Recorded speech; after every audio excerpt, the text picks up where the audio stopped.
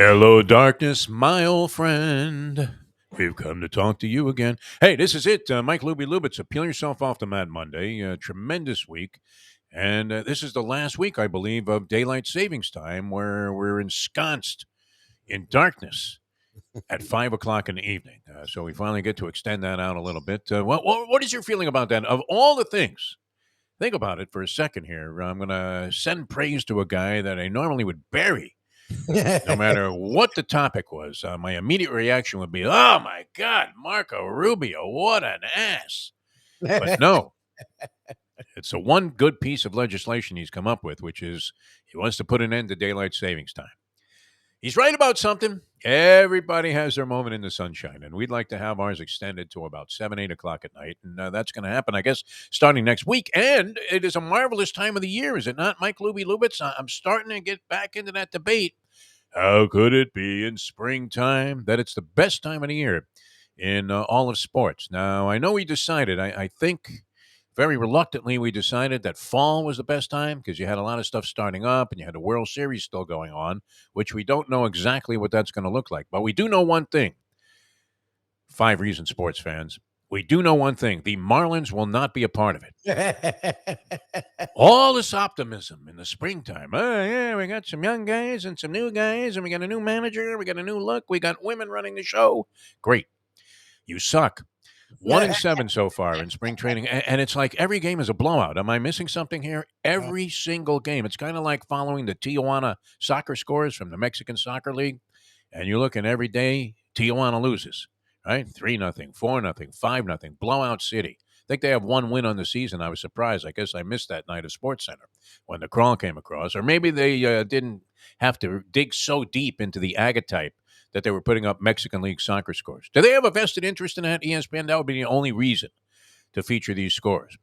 But Tijuana, a loser, and every day on the crawl, you have your Marlins, and they're going down like 15-3, things like that. Wow, we saw a lot of potential there from those young guys. Like, my God, I mean, I think this is going to be a long. It's already 162 games. I think it might be 162 games of just pure, unadulterated pain, ladies and gentlemen. And I hate to say that. I'm a baseball fan. We had Glenn Geffner on our regular show, our morning show on South Florida Live. It runs 7 to 9 a.m. live. We're kind of competing with ourselves here, which is okay because we don't mind if we can direct you here and direct you there. We'd like to dominate the airways, which is great. Many interesting things happening. Now, I had a degenerate weekend, and my degenerate math is weakening. If I had to take the degenerate SATs all over again, I might not do so well because we were trying to figure out various mathematical permutations, even got into a little Pythagorean theorem, trying to figure out. We went safari hunting this weekend, Mike Lubie Lubitz, at the racetrack, and it's been a while now. I used to drive to the track every Friday morning to do our radio show on 940 Wins. And so, that was getting out of the house early, and I'd have my little thermos with coffee in it and something to eat, whatever. And, various inebriants, of course, that spiked me through the show. But, and it was weird, too, to have to, kind of sneak off in a corner somewhere and smoke a joint because they have cameras everywhere there, right? Don't you hate that when somebody tells you that? Oh, they have cameras everywhere. You better not do anything. Right? You're trying to make out with a chick in the elevator. Not cameras. Who cares? So what if it was the boss's secretary? Why should he mind, right? I guess it's kind of like that deal that happened with Good Morning America with Amy Robach and that TJ Holmes cat.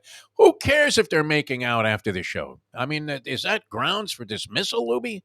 What do you think? If you were kissing some chick in the parking lot of the radio station, unless it was like the general manager's wife, I mean, should you be fired for that, Lubie? As long as it's essential, nope. Seems a bit harsh. Seems a little bit extreme. But anyway, so I guess there was a purpose in riding to the racetrack. There's a purpose in going down to Gulfstream Park now for the Mike Mayo Lunchbox Show at 12 o'clock. And the purpose is to get through the show, have a few laughs, and then start betting horses all day. But, it's been a while since I was driven with a purpose going to a racetrack. Now, yesterday I go to the Harris Casino in Pompano Beach, which is near my home. We had a 3-man pool working, $100 a piece, $300, 1,500 variations to try and hit the Rainbow Pick Six. Why? Because they have what's called a mandatory payout where the jackpot carries over if more than one person hits the pick six on a daily basis. And then all of a sudden, because of some bizarre state regulation, I don't know when this was instituted. I think it was in 1859 when there were no racetracks. They were running covered wagons in drag races, on a short straightaway.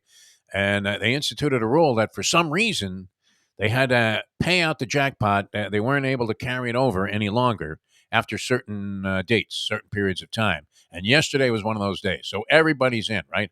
Put my safari hat on, went to the track, and I'm going with such optimism. I felt like I was in the Marlins front office before they had played a single inning of spring training. And then, of course, unfortunately, it's a very difficult bet to hit, even with $300 invested in it. We were out after the second leg because why? We're dealing with a psychotic nut who is extremely negative. I mean, is there anything worse than a guy you're betting with and he goes, we'll never hit this. I don't want to do this. This is horrible. It's not even worth it. Why are we doing this? And I'm thinking, I'm putting my faith in this man's hands? You have to be kidding me. It'd be like having, a diagnosis for a brain tumor and rolling up to Benny Hinn and saying, "Hey, Benny, can you do anything? Just touch me." That might get rid of it. Anyway, I drove there with great optimism and drove back broke. So there was a chance to observe some of the fine sporting events that were on TV because I got done with that fairly early. Although I managed to plunder away, the rest of my bankroll, and I wrote it off and said, "Well, 3 days at the track, I lost 300. That's 100 a day. That's not too bad. I can do that." And then, the perspective was kind of tainted a little bit, that perspective anyway, because then my wife went out to work and she busted her ass for like 8 hours and came back with $400, right?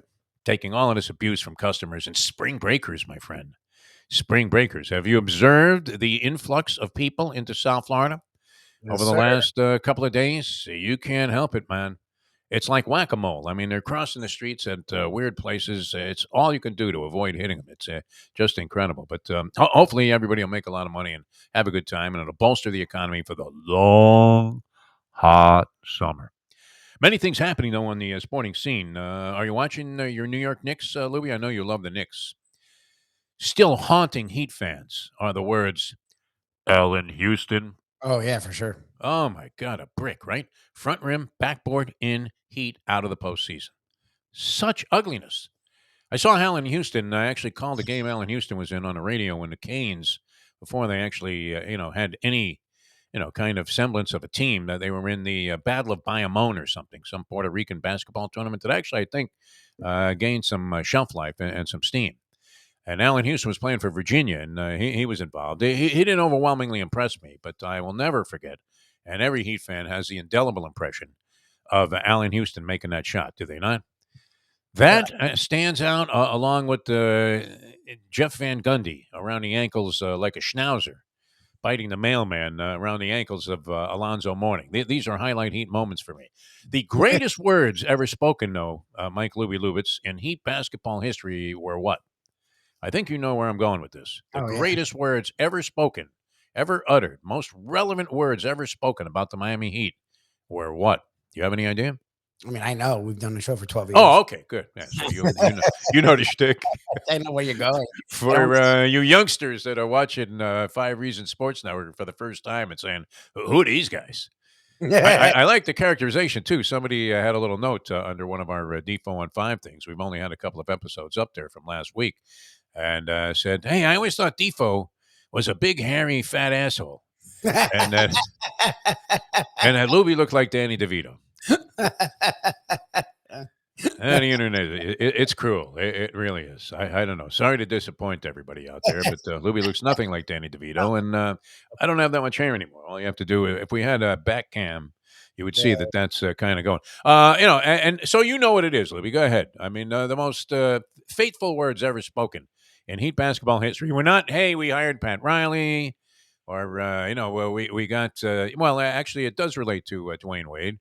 It's that with the 4th pick in the 2003 NBA draft, the Toronto Raptors select Chris Bosh. Chris Bosh, Yeah.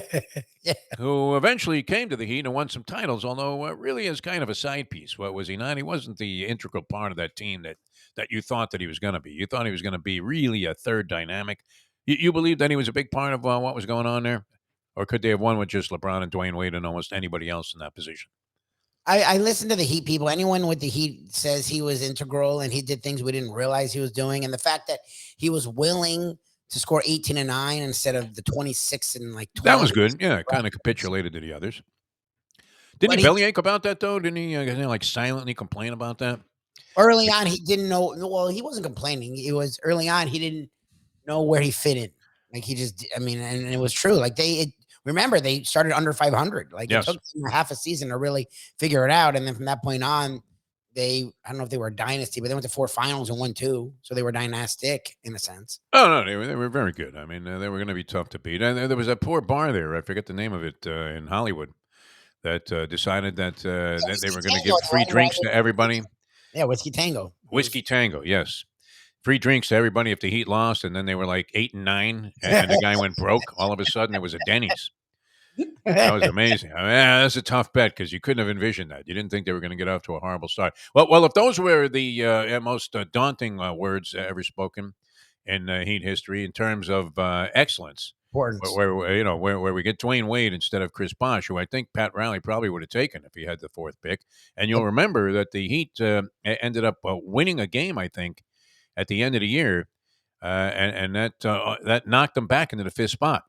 They Yes. beat Toronto heads up, everybody was trying to throw bricks on purpose. I mean, they literally had like boulders they were hoisting up there. Nobody wanted to make a shot. It's kind of like the tail end of the season here, where how bad is San Antonio if Houston could beat them by 30 while they're trying to lose? Because Jesus. they were 2 games ahead of Detroit in the race to get this Zembawama Wemby. Mama. Yeah, Wemby. Wemby. And and all of a sudden, I mean, poor